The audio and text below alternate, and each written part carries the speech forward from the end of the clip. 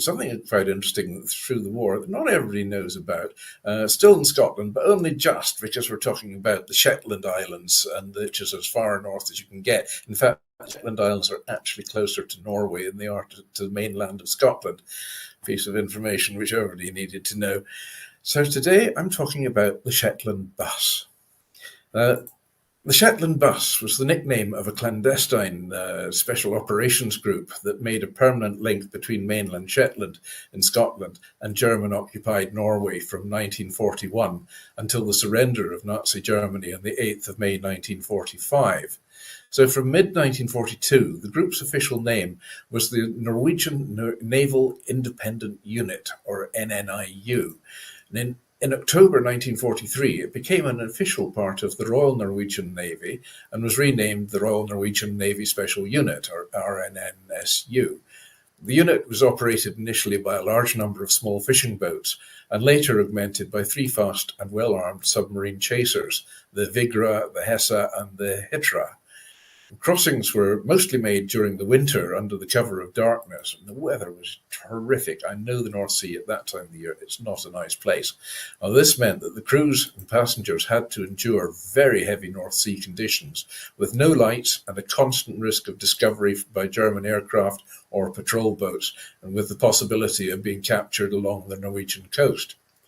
Camouflage was the best defence, and the boats were disguised as working fishing boats and the crew themselves as fishermen. Now, the fishing boats were armed with light machine guns, which were concealed inside oil drums placed on the deck. The operation was under constant threat from German forces. Several missions actually went awry, with several fishing boats lost during the early operations. But after receiving the 3 submarine chasers, there were no more losses as such. When Germany launched the invasion of Norway on the 9th of April 1940, French and British troops and ships were sent to help the Norwegians. Several coastal towns were bombed and destroyed by the Germans, and on the 29th of April, HMS Glasgow left the devastated city of Molde with King Haakon VII and Crown Prince Olaf, members of the Norwegian government, and most of the gold from the Norwegian National Bank. In northern Norway, the fighting lasted for another month. A few weeks after the occupation began, the first boats of an armada of fishing vessels and other boats began to arrive in Shetland. Some boats made several journeys across the North Sea carrying refugees. The boats were of many kinds and shapes, but mostly used as the Shetland bus, were between 50 and 70 feet long, with 2 masts and equipped with a single-cylinder semi-diesel engine, which made this characteristic tonk-tonk sound. And it was actually almost quite a calming sound in a rough sea. In late 1940, both the Secret Intelligence Service and the Special Operations Executive and Norwegian Naval Independent Unit established a base in Lerwick on Shetland, the capital of Shetland Islands. They asked some of the skippers of the boats that were coming over from Norway if they would return to deliver agents and bring others back to Shetland. Well, this went on throughout the winter of 1940 and 41. In early 41, it was decided formally to establish a group of men and boats to assist the SIS and the SOE. Main purpose of the group was to transfer the agents in and out of Norway and provide them with weapons, radios, and other essential supplies. They'd also bring out Norwegians who feared arrest by the Germans. Sometimes the group was involved in special operations, like the failed attack on the German battleship the Tirpitz, and also Operation Anarchy, the raids on Moløy, and Operation Claymore on the Lofoten Islands. My father was there during the war. The men put in charge of organising the group were a British Army officer, Major Leslie Mitchell, and his assistant, Lieutenant David Howarth of the Royal Naval Volunteer Reserve. On their arrival in Shetland, they commandeered Flemington House in Weasdale for their headquarters, and they found a perfect location in Lunaness, north of Lerwick, from which the boats could operate. Before then, the boats had been moored in Catfirth, but Lunaness had a sheltered harbour and a small population that weren't really too curious about what was going on, and the Luna House was then used as accommodation for the boat crews. So while Mitchell stayed in Flemington, Howarth set up his headquarters in Luna House. Their whole staff consisted of 3 British sergeants, Amund, Sherwood and Olsen, and Norman Edwards, a stenographer, Harold Erwitston, a Norwegian cook at Luna, and 2 maids at Flemington. So during the first winter, Flemington House was used to train saboteurs and house agents and to accommodate Norwegian refugees. The lack of a slipway and other repair facilities meant that first the boats had to be repaired at Makalof's in Lerwick, but later they moved the boats and crews to Scalloway, where William Moore and Son had a mechanical workshop and where there was a slipway that was built.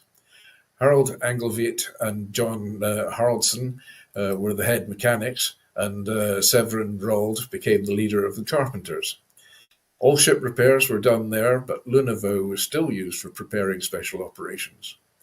Dinapore House was the headquarters for the base in Scalloway, while Flemington House became quarters for agents awaiting transport to Norway and for debrief on their return. A former net loft became accommodation for the boat crews and was named Norway House. Flemington House was also on occasion visited by high-ranking officers. Most prominent guest was the Crown Prince Olaf of Norway, who visited in October 1942. Mitchell left the base in Scalloway in December 1942, and Captain Arthur William Sclater, also known as Rogers, became the leader of the operations. At first, there were 14 fishing boats of various sizes. The original Shetland bus boat, the Axel, skippered by August Nervoy, departed from Bergen to Hamnavoe on the west side of Luneness on the 30th of August 1941. Fishing boats were used at first, but after some losses, it was decided that faster vessels were necessary. So, on the 26th of October 1943, the US Navy officially transferred the submarine chasers Hitra, Vigra, and Hessa to the Shetland bus operation. These craft were 110 feet long and capable of a top speed of 22 knots, which is pretty fast. So, when the submarine chasers arrived, the group became an official part of the Royal Norwegian Navy and was renamed the Royal Norwegian Naval Special Unit. So, the boat, the Hitra, was commanded by Engvald Einsheim, the Vigra was commanded by Leif Larsen, and Hessa was commanded by Petter Salen. They carried out more than 100 tours in Norway with no losses of men or ships. Then on the 9th of May 1945, Vigra, commanded by Larsen, and Hitra by Eidsheim, entered the harbour of Lingøy near Bergen in Free Norway. The group had made 198 trips into Norway in fishing boats and submarine chasers. Leif Larsen completing 52 of them himself, but the Shetland bus had transported 192 agents, 383 tons of weapons and supplies to Norway, and had brought out 73 agents and 373 refugees. 44 members of the group sadly were killed. Notable members in the Shetland bus. Well, the crews of the Shetland bus were men of the coast, fishermen, sailors with detailed local knowledge, which was so important in those waters. Most came over after the occupation, some with their own vessels, others with vessels that were, well, shall we say, stolen with the owner's approval. And they were young men, mostly around about their 20s, some even actually younger. So many of them did several tours in the spring and summer of 1940, evacuating British soldiers who'd been stranded in Norway after the Norwegian campaign and other British citizens living in Norway. Leif Larsen, nicknamed Shetland Larsen, was perhaps the most famous of the Shetland busmen. He became the most highly decorated Allied naval officer of the Second World War. Larsen was born in Bergen in Norway and joined the Norwegian volunteers during the Finnish Winter War, and soon after the war in Finland ended, Norway was invaded by Germany. A Swedish officer, Benkert, set up a company of volunteers who made their way to Norway and fought in eastern Norway until the 8th of June 1940, from then on to the end of the war. Larsen arrived in Shetland with the boat, the MB Motig I, on the 11th of February 1941. So after training with the Company Ling in Scotland, Larsen returned to Lerwick with the St. Magnus on the 19th of August 1941. He did his first Shetland bus tour with the MB Siglaus, skippered by Petter Salen, on the 14th of September in 41. After the loss of the mine layer Nordsen, where Larsen was second in command, he became a skipper, so therefore he could choose his own crew. So his first boat was the MK Arthur. the boat that he had requisitioned on his escape from Norway after the wrecking of the Nordsjön. On the 8th of November 41, Larsen sailed from Shetland on his first tour as skipper. On their return to Shetland, they ran into a storm. One of his crew sadly was blown overboard and drowned. Larsen made several tours with Arthur, but he also skippered other boats as well. In October 1942, he had to scuttle the Arthur in Trondheim Fjord after a failed attempt to attack the German warship, the Tirpitz. He and the crew then escaped to Sweden. So on the 23rd of March 1943, returning from Trena in Nordland with the MK Bergenholm, they were attacked by German aircraft. The boat was sunk, but Larsen and the crew, many of them wounded, rowed for several days until they reached the coast of Norway near Ålesund. After hiding in different places, Larsen and his crew were rescued on the 14th of April by a motor torpedo boat from Lerwick. In October 1943, the new submarine chasers arrived and Larsen became commander of the Vigra with the rank of sub-lieutenant. So in total, he'd made 52 tours to Norway in fishing vessels and in submarine chasers. His awards, well, he was the most highly awarded, decorated member of the Royal Navy officers. And British awards he received were the Conspicuous Gallantry Medal and the Distinguished Service Medal and Bar, and the Distinguished Service Cross, and the Distinguished Service Order. His Norwegian awards included the War Cross with Sword, St. Olaf's Medal, Norwegian War Medal, the Defence Medal of 1940-45.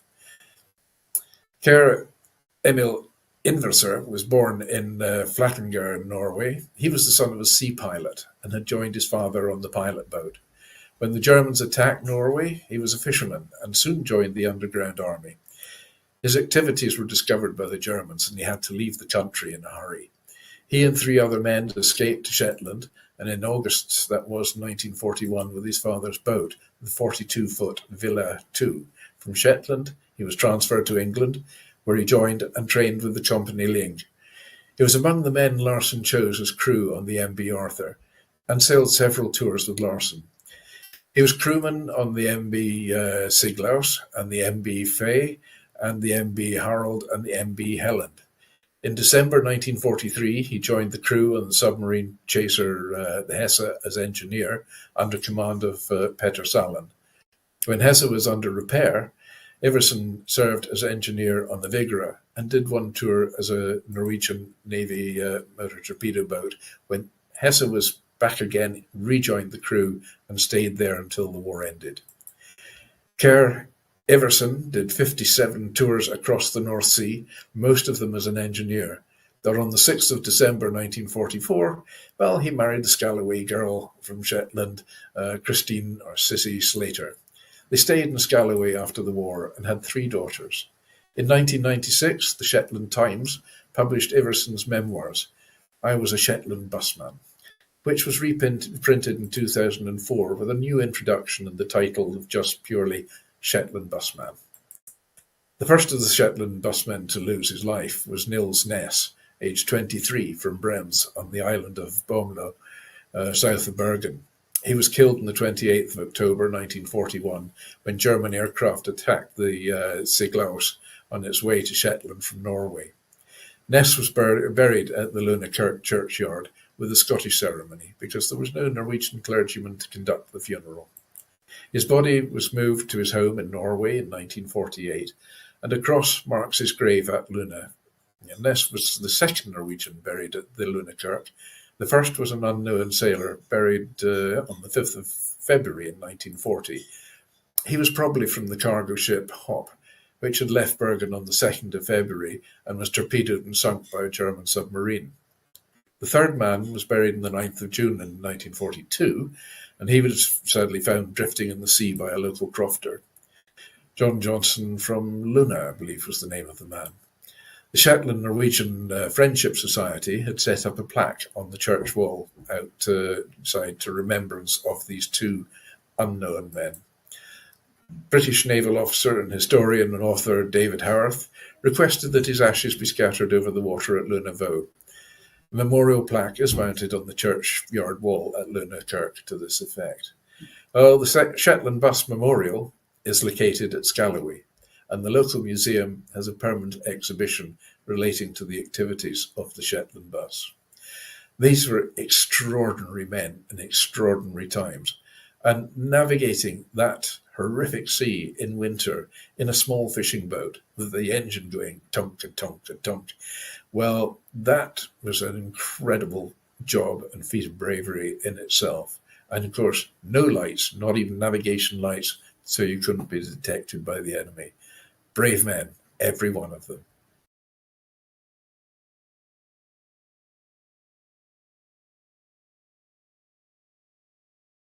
But this week, an area which I'm very, very fond of, an area I lived in for about 30, 35 years, and that's the area around the west of Lochaber. And if you got a map of Scotland and go up the west coast to about exactly the halfway point, then you are pretty much in the area. So today I'm talking about the covert side of World War II and Special Operations Executive, or SOE as it was known, which was based in that very area where I lived. I'll hasten to add, not at the same time. So this is really about the art of ungentlemanly warfare. And Arrowsake House, as you see in the photograph there, it lies about 2 miles southeast of the village of Arrowsake in Lochaber. And it's located on the road to the Isles, which is a historic route which connects the town of Fort William to the port of Mallig in the beautiful West Highlands of Scotland. By its location, the area of West Lochaber is relatively isolated and lightly populated, and I can verify that because it would cost me, it would cost me 10 litres of petrol to go and buy 5 litres of petrol. So it's a long way from the nearest bank, supermarket, or petrol station. And during World War II, Arrowsake House, along with 8 other large houses and hunting lodges in the area, were requisitioned for use by the Special Operations Executive, or SOE, and became a no-go area.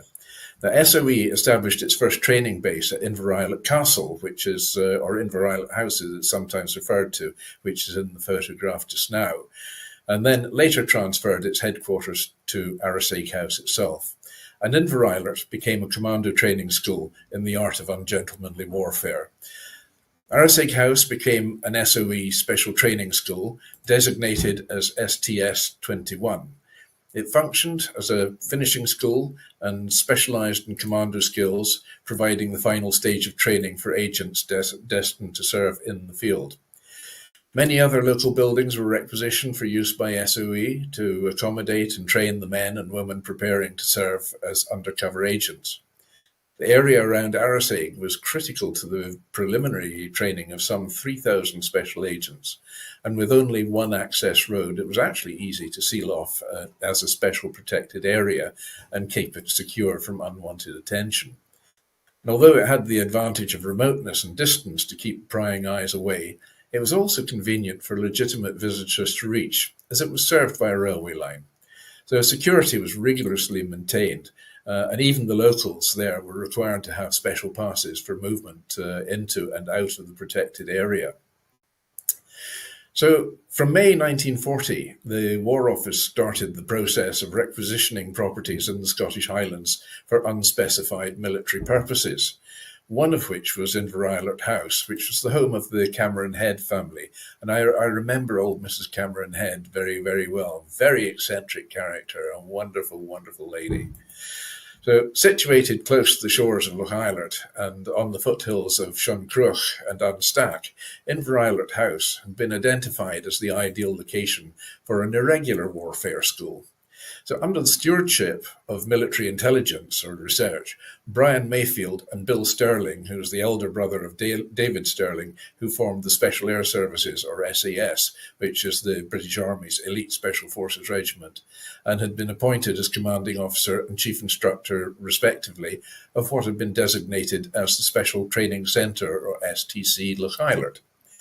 Mayfield and Sterling's first jobs were to recruit instructors suitably qualified in the teaching of the black arts associated with guerrilla warfare. Shimmy Lovett, the Lord Lovett, who was my godfather, who was Sterling's cousin, was an obvious choice. Recently departed from his father's old regiment, the Lovat Scouts, he was looking to utilise his skills as a sniper and a stalker and expert of fieldcraft in rugged and inhospitable terrains. A wide array of instructors had been recruited and were soon passing on the benefits of their experience, either military or otherwise, including Jim Gavin of the Royal Engineers, who was a Himalayan climber, and he was part of the 8-man climbing team on the Everest expedition of 1936. Other adventurers included no less than 5 holders of the prestigious Polar Medal: Jimmy Scott, who along with fellow recipient Freddie Spencer Chapman, were members of Gino Watkins' British Arctic air route expedition to Greenland in 1930 and 31. Then there was Martin Lindsay, who had been on the Greenland expedition and on the British Trans-Greenland expedition of 1934, with fellow instructor and Polar Medal holder Andrew Croft. The 5th holder of the medal, and perhaps the most distinguished, was Surgeon Commander Murray Levick, who had been on the ill-fated Terra Nova expedition to the South Pole with Captain Scott in 1910-13. The list of other instructors reporting to the STC Look Eilert reads like a who's who of adventurers and mavericks, interlaced with explosives experts, weapons instructors, survival specialists, and burglars. Well, Sir Tommy McPherson, who attended the first Commando course, recalled in his words, "There was a remarkable collection of instructors there. There was a fellow called Mackworth Preed, an ex-guardsman, who was a weaponry instructor, and he had to be the finest shot I've ever seen.